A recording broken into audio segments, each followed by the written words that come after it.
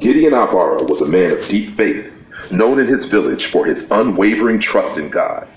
While fear gripped many, he would always reassure his neighbors, saying, "The Lord is my refuge and fortress, whom shall I fear?" His words carried strength, but the real test of his faith was yet to come. One fateful night, after attending a church meeting, Gideon made his way home. The road was quiet, with only the soft rustling of the trees breaking the silence. The dim moonlight cast long shadows, and an unusual unease crept into his heart. As he walked, he suddenly felt an overwhelming urgency to pray. He paused for a moment, hands clasped together, whispering a quiet plea for God's presence. A strange tension filled the air, as though something unseen was moving around him. Without warning, a group of armed men stepped onto the path, their faces shadowed in the dim light.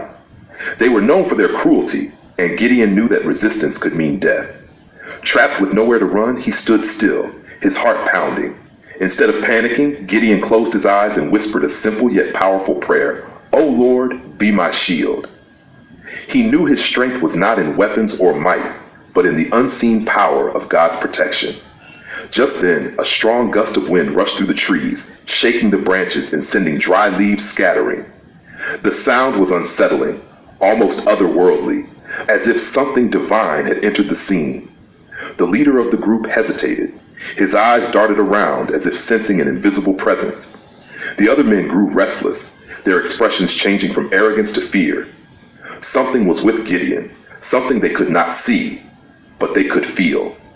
Without warning, the armed men turned and ran, vanishing into the darkness as fast as they had come. They did not fight, they did not speak, they simply fled, as though chased by an unseen force.